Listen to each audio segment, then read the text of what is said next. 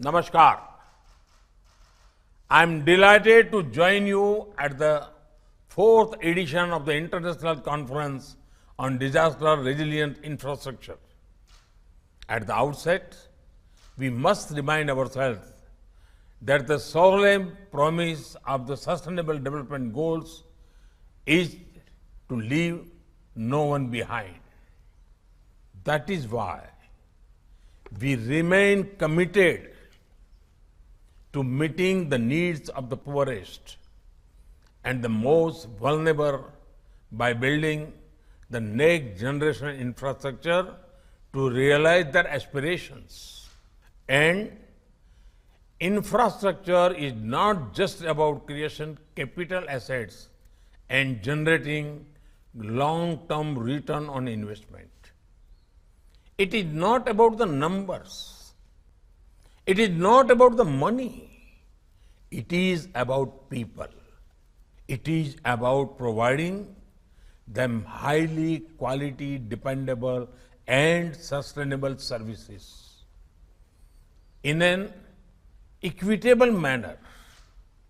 People must be at the heart of any infrastructure growth story. And that is exactly what we in India are trying to do.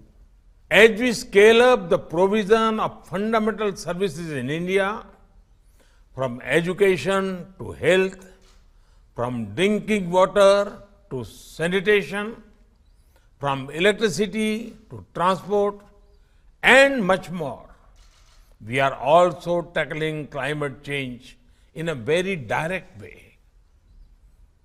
That is why at COP26, we have committed to attain net zero by 2070 in parallel with our developmental efforts.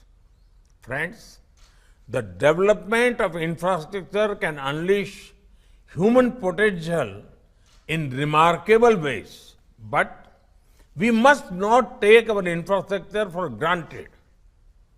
These systems have known and unknown challenges, including climate change. When we launched the ICDRI in 2019, it was based on our own experience and felt needs. When a bridge gets washed away in floods, when a power line is broken by cyclonic winds, when a communication tower is damaged by forest fires, it disrupts the lives and livelihood of thousands of people directly. The consequences of such infrastructure damage can last for years and affect millions of people. So, the challenge before us is quite clear. With modern technology and knowledge at our disposal, can we create resilient infrastructure that is built to last? Recognition of this challenge underpins the creation of the ICDRI, the fact that this coalition has expanded and received wide support from across the world indicates that this is our shared concern.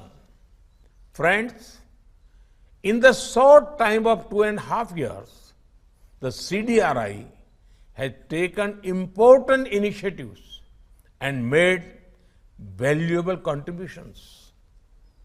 The initiatives on infrastructure for resilient island states that was launched at COP26 last year is a clear expression of our commitment to work with small island countries. ICDRI's work on strengthening the resilience of power system has already benefited communities in coastal India by reducing the duration of power disruption during cyclones. As this work progresses to the next phase, it can be scaled up to benefit over 130 million people who are exposed to tropical cyclones every year. CDRIs work on resilient airports is studying 150 airports around the world. It has the potential to contribute to the resilience of global connectivity. The global assessment of disaster resilience of infrastructure system that is being led by CDRI will help create global knowledge that would be immensely valuable. CDRI fellows from across the member states are already producing solutions that can be scaled up. They are also creating a global network of committed professionals that will help shape a resilient future to our infrastructure systems. Friends, to make our future resilient, we have to work towards a resilient infrastructure transition, which is the primary focus of this conference. Resilient infrastructure can also be the centerpiece of our wider adoption efforts. If we make infrastructure resilient, we prevent disasters not only for ourselves, but for many future generations. It is a shared dream, a shared vision that we can and we must translate into reality. Before I conclude, I would like to congratulate the CDRI and the United States government for co-hosting this conference. I also wish to extend my best wishes to all partners who have co-created this event. I wish you all fruitful deliberations and productive discussions. Thank you. Thank you very much.